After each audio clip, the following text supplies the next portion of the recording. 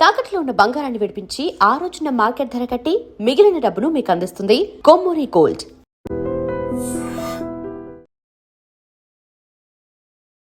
హైదరాబాద్ చాంద్రాయణగుట్ట అంటే పాత బస్తీ అనుకోవచ్చు.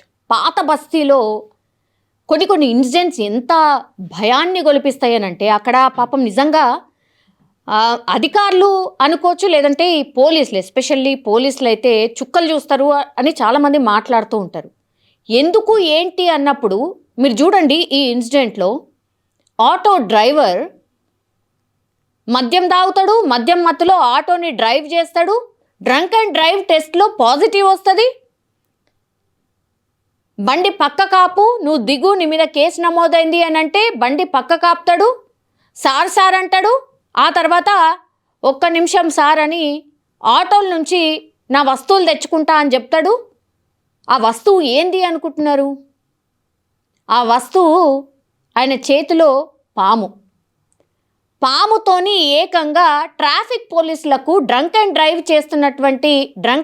టెస్ట్ చేస్తున్నటువంటి ట్రాఫిక్ పోలీసులకు ఒక ఆటో డ్రైవర్ తన వద్దనున్న, అంటే ఆటోలో పాముతో ట్రావెల్ చేస్తున్నాడు ఆయన. ఇది ఒకటి వెరీ వెరీ ఏమంటారు, డేంజరస్. అంటే ఆ డే అంతా మరి ఆ పాము ఆటోలోనే ఉంది, వీడు డ్రైవ్ చేస్తున్నాడా? నాకైతే ఈ ఇన్సిడెంట్ చూసిన తర్వాత చాలా భయం వేసింది, అట్లాగే వింతగా అనిపించింది. ఆ పామును తీసి పోలీసుల పైకే పోతున్నాడు కరిపిస్తా అన్నట్టుగా. నువ్వు నా బండిని వదులుతావా, ఆటోని వదిలేస్తావా, లేకపోతే పాముతోని కరిపియమంటావా? విజువల్లో క్లియర్గా కనిపిస్తోంది.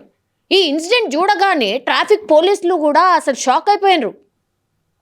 పక్కకు జరిగిపోతున్నారు, ఆయనను పట్టుకునే ప్రయత్నం చేస్తున్నాడు.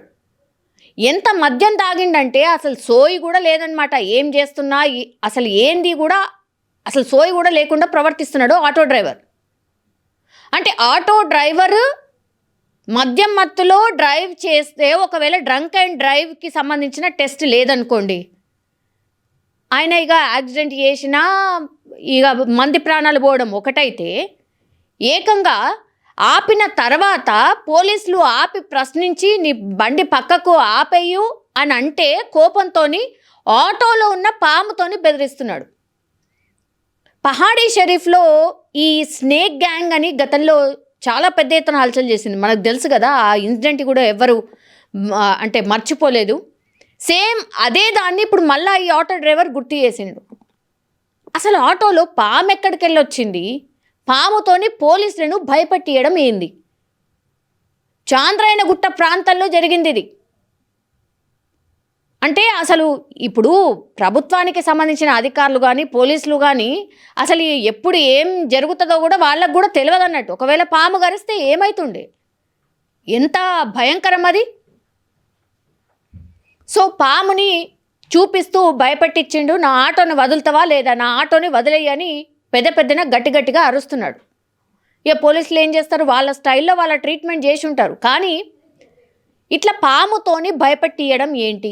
ప్రభుత్వ అధికారులని భయపెట్టియడం ఏంటి? అయినా పాముని వేసుకొని ఆయన ఆటోలో ఎట్లా తిరుగుతాడు? ఆ రోజంతా కూడా ప్యాసింజర్స్ని తిప్పే ఉంటాడుగా. మరి ఆ పాముని ఎక్కడ దాచిండు? ఎంత డేంజరస్! ఎవరైనా ఎక్స్పెక్ట్ చేస్తారా పాము ఉంటుంది ఆటోలో? అది కూడా ఈ డ్రైవరే ఆ పాముని దాస్తాడు ఆటోలా అనేది అసలు ఎవరన్నా ఎక్స్పెక్ట్ చేస్తారా? ఇది చాలా డేంజరస్. అసలు ఇట్లాంటి వాళ్ళు ఎంతమంది ఉన్నారు ఏంటి అనేది కూడా వెతకాల్సిన అవసరం ఉంది. అట్లాగే ఇది చాలా అంటే డిఫరెంట్ ఎక్స్పీరియన్స్, వాళ్ళ అధికారులకే ఎక్స్పీరియన్స్ అయితే ఆటో నడిపిన వాడు దొరికాడు కాబట్టి ఆ ఆటోలో ఎంతమంది జర్నీ చేస్తుంటారు, లేకపోతే ఇట్లాంటి వాళ్ళు ఎంతమంది ఉండుంటారు? ఆటోలో పాముతోని మనం జర్నీ చేసినా కూడా పెద్ద ఆశ్చర్యం లేదన్నట్టు. సో చాలా క్వశ్చన్స్ అయితే రైజ్ అవుతున్నాయి. ఆయనైతే ప్రస్తుతం ఈ ఆటో డ్రైవర్ని అదుపులోకి తీసుకున్నారు. అసలు డీటెయిల్స్ ఏంది, బ్యాక్గ్రౌండ్ ఏంది, ఇదంతా కూడా క్షుణ్ణంగా పరిశీలిస్తున్నారు. కానీ ఈ ఇన్సిడెంట్ బయటకు వచ్చిన తర్వాత మాత్రం చాలామంది నెటిజన్స్ అయితే ఇప్పుడు నేను చెప్పిన డౌట్సే చాలామంది రైజ్ చేస్తున్న సిచ్యువేషన్. సో చూడాలి ఇట్లాంటి వాళ్ళు ఎంతమంది ఉన్నారు, వాళ్ళని పట్టుకునే ప్రయత్నం ఎంత సీరియస్గా జరుగుతుంది అనేది చూడాల్సిందే. నిజంగా ప్రస్తుతం ఉన్నటువంటి సమాజం దేనికి ప్రయారిటీ ఇస్తుంది?